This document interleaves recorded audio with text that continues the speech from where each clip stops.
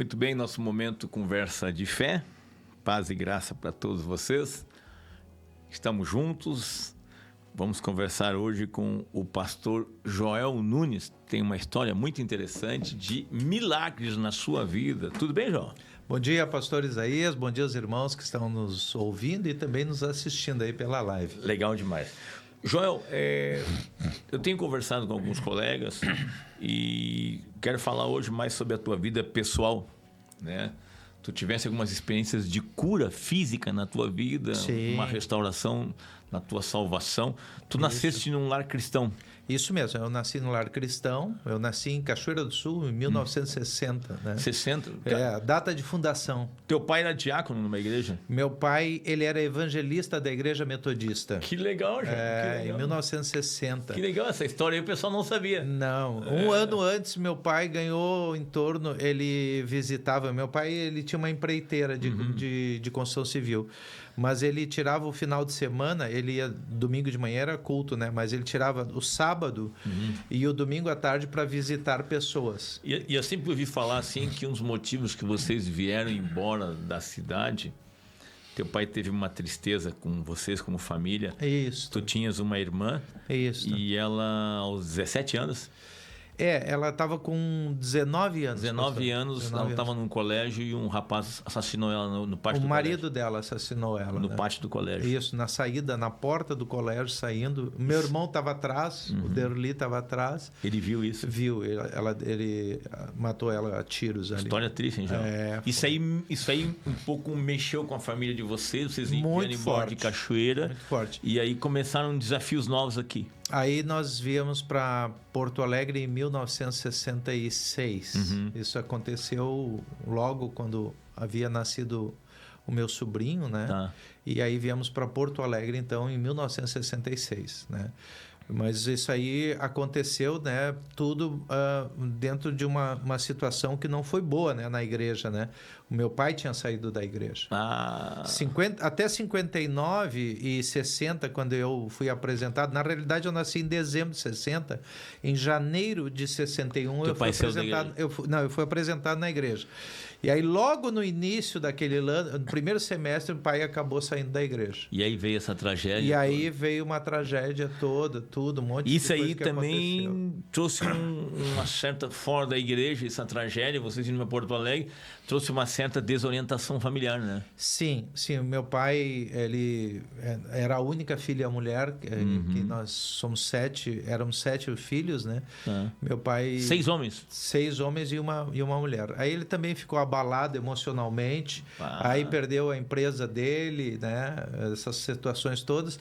Viemos para Porto Alegre e aí todo um trabalho, né? Aí meus irmãos já não iam mais na igreja. Quem continuou indo sempre e me levando e levando o meu sobrinho, que a minha mãe acabou criando meu sobrinho, né? Foi a tua mãe? Foi a minha mãe. Continuei indo na igreja, então fui criado na igreja. Mas tu teve uma experiência interessante. Tu te desviou? Sim. Tu desviou daí, né? Na tua juventude? Eu, aos 14 para 15 anos, eu tive um encontro com Jesus. Num culto dos Vencedores por Cristo, de segunda-feira, na Wesley. Ali eu fui convidado, fui lá. Devia estar lá. Provavelmente tu estava ou na bateria ou por ali, né? Devia estar lá. E aí, ali eu tive um encontro com Jesus, entreguei minha vida para o Senhor, né? Mas eu sempre era o único, então, que estava realmente na igreja. Eu tinha 14 para 15 anos. Conheci a Kitty, minha esposa, ali naquela época, né? E aí fiquei 2 anos ali congregando. Mas aí a pressão, as situações que eu vivia dentro da família foram muito difíceis, acabei me afastando do evangelho. Foi pro mundão. Fui pro mundão, infelizmente. Mas daí depois tu casa... Mas, pastor, eu fui pro mundão, mas eu sempre tive um temor, sabe? Eu sempre tive um temor, não me envolvi com muito... Tinha nascido de novo, né? Sempre tive um temor, tentei não me envolver com muitas coisas assim. Droga, violência. Essas coisas assim. Criminalidade, né? Não, nada disso, né? Mas estava afastado de Deus e igual... estava longe de Deus. Aí eu casei. Tu sempre conta uma história legal. Quando tu casou, tua esposa orava por ti. Como é que é isso? Sim, aí é interessante. Nós casamos, eu e a Kitty, né? A Kitty também volta para o Senhor. E aí ela começa a orar por mim. Né? E nosso casamento no início não foi fácil, né, pastor? 2 pessoas diferentes. E eu não, dentro dos princípios da palavra, né, não tendo uma vida com Deus, foi difícil para a Kitty, né? E aí ela começou a orar com Deus, né? E aí Deus falou uma coisa interessante para ela, né? Deus disse assim para ela: olha, ele já vive lá fora um inferno. Então faz aqui dentro, em vez de fazer outro inferno aqui dentro, faz aqui dentro um céu para ganhar, um lugar para ganhar ele. Legal. E aí ela começou a orar por mim. E aí é interessante, né? Aí eu lembro sempre daquela passagem quando a palavra nos ensina ali: a mulher sábia ganha o seu marido sem palavra alguma. Aí quando eu chegava, eu ainda trabalhava e tudo, né? Tinha minhas atividades, chegava tarde, às vezes da noite. Em vez dela me esperar braba ou coisa parecida, porque acabava saindo com os colegas de trabalho, aquela coisa toda, né? E aí ela me esperava, eu levantava e disse: eu fiz uma janta para ti. Uau. Aí ela preparava a janta. E aí depois da janta ela diz: eu fiz uma sobremesa para ti. Aí eu digo: não, tem coisa. O que é isso? Essas atitudes foram assim, como diz a palavra, né? Foram botando brasas vivas na minha mente, né? Me chamando a atenção. E aí eu percebia que ela lia bastante a Bíblia, né? Porque ela era crente, né? Eu digo: então eu vou começar a ler a Bíblia, porque deve ter coisa aí que está escondida ali dentro daquela Bíblia. Aí eu comecei a ler a Bíblia e a palavra começou a falar comigo. Comecei a... Mas tu teve doente também. Aí o que aconteceu? Nessa situação toda, eu acabei tendo uma infecção, um tumor no meu abdômen. Aí eu fui a médico, tudo... E estava muito mal, os médicos me mandaram para casa. Eu já estava em casa, acho que uma semana, 10 dias em casa. Eu já não conseguia... Que idade tu tinha? Eu tô ali com... 20 e poucos? A Lia nasceu com... Eu estava com 29 anos. 29 para 30 anos. 30 anos por aí. E aí... eu estava assim com muitas dificuldades, até para ir no banheiro aqui tinha que me ajudar para ir, aquela coisa assim, estava muito ruim. Eu achei, sinceramente, um dia eu estava muito ruim, eu tinha febres, tinha ínguas no corpo, né? E aquela era estufada assim meu abdômen, um negócio grande. E aí eu disse para Kitty, eu acho que essa noite eu vou morrer. Né? Ela disse: é mesmo? Eu disse: eu tô muito ruim, eu acho que eu vou morrer. E aí eu disse uma coisa para ela, né? Digo: e se eu morrer hoje, eu vou pro inferno, né? Eu sei que eu não vou pro céu. E aí a Kitty me deu a maior força, né? Ela disse: é verdade. Que amor. Que força.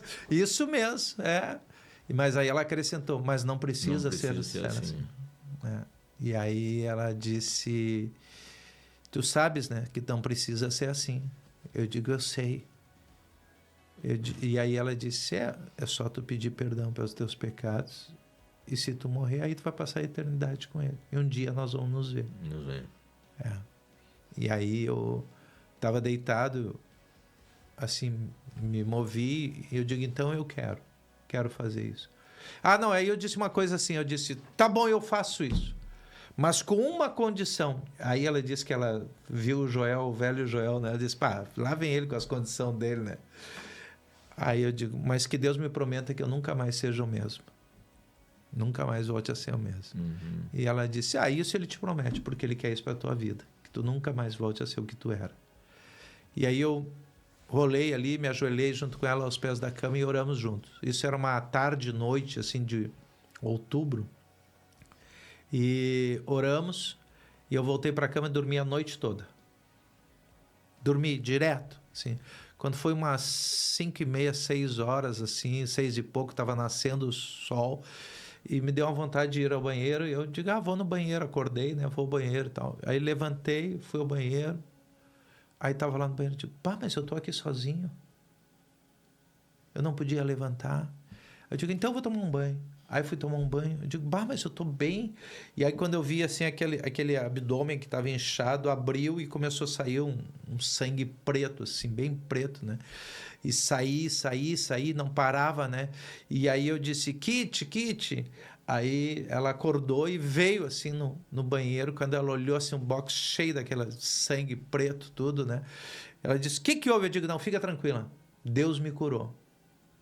Eu senti naquela hora que eu estava sendo curado por Deus. 2 dias depois, exatamente 48 horas depois, eu tenho a cicatriz que eu tenho até hoje. Uma cicatriz de uns 3 a 4 centímetros, 5 centímetros. Que legal, João, que forte. Isso foi assim. Ali Deus mudou a nossa vida. Aí começou a mudar. Que legal, hein? Começou a me mudar como homem, tem me mudado até hoje, né, pastor? Começou a me mudar como marido, né? Como um casal, ele começou a nos mudar, como depois pai, né? Eu já era pai, né? Da Lia. Então, começou a mudar toda a nossa vida, né? Aí, Deus foi fazendo coisas tremendas, assim, mudando toda a nossa vida. E nós te ouvíamos muito no rádio, né? A Kitty te ouvia muito no rádio. A Kitty teve uma experiência muito legal de palavra de conhecimento que tu deste para ela, assim, e ela obedeceu e Deus agiu através usando ela. E a gente se encontrava de vez em quando junto com os teus irmãos. Isso, né? Meus irmãos se davam muito contigo, congregavam. E tu chegou aí em cruzada, né? Eu fui na cruzada em 98, acho que é 98, ali do campo ali, perto da Baltazar ali. Baltazar ali. Ali na Manuel Elias. Na Manuel Elias. Ali foi 98. Foi 98. Teve duas. Teve a primeira em maio e teve a de dezembro. Foi eu e o pastor que é de onde eu congregava, né? Tava junto. Não me lembro o nome dele agora. Esqueci. Ismael? O Ismael. O Ismael tava junto. Fomos junto naquela cruzada. Eu me lembro de vocês lá. Só que antes daquela cruzada ali, que eu fui junto, eu... levei o meu cunhado numa cruzada em Cachoeirinha em 94, uma noite de chuva num bairro em Cachoeirinha, que eu me perdi, não conseguia chegar lá para levar ele, porque eu queria que ele conhecesse o evangelho, né? Eu falava do evangelho para ele e ele tinha aceitado aí. E aí, acho que é 93 ou 94. E aí eu cheguei no final também numa cruzada. Chovia pra caramba, tinha uns pranchão de madeira numa vila ali em Cachoeirinha. Eu acho que é na Coab ali. Em que ano? Olha, 94, 93. Isso aí. Mas aí tem uma coisa interessante. Nós começamos a andar junto e teus irmãos... Tu andava junto com meus irmãos. Meus irmãos andavam contigo, né? Teus irmãos alugaram uma casa na praia atrás da nossa casa. Isso. E a tua mãe estava doente. Isso. Ela tinha um problema de coluna. E vocês estavam todos lá. Isso. E aí aconteceu que eu fui lá orar pela tua mãe. A minha mãe pediu. Foi assim. A mãe pediu. Eu estava junto. A minha mãe disse assim... Deus me falou comigo, se o Isaías orar por mim, eu vou ser curada. Aí foram lá em Porque casa. Porque ela estava reclamando, ela estava com muita dor, ela tinha muita dor na coluna, né? E aí o Jonas foi lá, meu irmão, foi lá e te chamou. E tu foi lá orar por ela. Ela foi curada na hora. Na hora, me lembro disso aí. Na hora. Mas aconteceu uma coisa interessante. Vocês estavam todos na sala. Isso. Veio uma presença de Deus. Tava meu pai, minha mãe, meus irmãos, minhas cunhadas, meus sobrinhos, todos. Eu me lembro como se fosse hoje. E eu tava com aí eu já tinha o Pedro. E aí veio uma presença de Deus. Isso. E eu disse, Deus falou comigo. Depois que eu orei pela tua mãe. Isso mesmo. Deus falou comigo que ele tocou alguém aqui. Isso. E chamou alguém aqui com um dom para ser pastor. Antes disso, o senhor disse assim, eu lembro, o senhor disse assim, nós oramos, o senhor orou pela minha mãe, todo mundo intercedendo, ela foi curada, todo mundo, glória a Deus, ela disse, eu não estou sentindo mais nada e tal. Tu disse, pessoal, só um pouquinho, não terminou. Tu disse assim, não terminou, Deus continua fazendo, ele está aqui. E aí que tu deu essa palavra. E aí deu uma palavra de conhecimento que Deus tinha chamado alguém e tinha todo mundo ali achando que sou eu, e ninguém falou. Isso. Aí eu olhei para ti e disse para ti, é tu. Eu tava atrás, porque meus irmãos que se davam mais contigo, eles congregavam junto, né? Aí eu olhei, tu tava lá atrás, eu falei... E eu tava atrás. É tu. Isso. Aí tu me chamou, eu fui à frente, aí eu caí ali, fui tocado. Que forte aquilo ali, hein? Ali Deus tocou minha vida. E ali... aquela passagem bíblica de 1 Coríntios 2:9, quando diz nem olhos viram, nem ouvidos ouviram, nem jamais penetrou em coração humano, que Deus tem preparado para aqueles que amam. Versículo 10 diz, mas Deus nos revelou pelo seu Espírito, porque Ele conhece as profundezas de Deus. Então ali Deus falou comigo, né? Logo depois daquela oração, né? Deus me falou, eu vou te mostrar coisas que tu nunca viu. Eu quero te ensinar isso. Uma irmã tinha te dado uma palavra, né? Que tu ia trabalhar com um homem. Com a irmã, né? A avó Geni, num retiro. Eu era muito amigo do Tom, do Everton, da comunidade, né? Nós éramos muito parceiros. Nós evangelizávamos junto ali na Redenção, né? E nós íamos domingo para lá de manhã evangelizar. E a gente era muito parceiro, muito amigo dele, assim. E aí um dia ela disse, Deus me mostrou uma coisa sobre a tua vida. tu é um companheiro do Tom e tu tem sido um amigo fiel dele. Mas Deus me mostrou um homem maior. E ele vai te levar e tu vai trabalhar com esse homem maior que serve a Deus. E tu vai ver coisas maiores. Que coisa forte, hein, João? E aí, depois... nós estamos falando isso aí em 90 e acho que 5, 6 por aí, né? Coisa de quase 30 anos. E eu fui vir congregar depois em 99, 99. Né? Agora... Tu teve uma cura no teatro também. Como é que foi isso aí? Foi um culto de quinta-feira à noite. Tá. Um culto de quinta-feira. Nós vamos ter culto quinta, hein, pastor? Tem culto quinta. Quinta-feira. Eu viajava muito. Eu fui vendedor, viajei os 3... Eu viajei o Brasil praticamente quase todo, menos o Nordeste. E muito de carro. Então, eu tinha um problema de nervo ciático. Sim. Eu tinha inflamação no nervo ciático. Então, seguidamente, eu tomava um remédio tarja preta, né?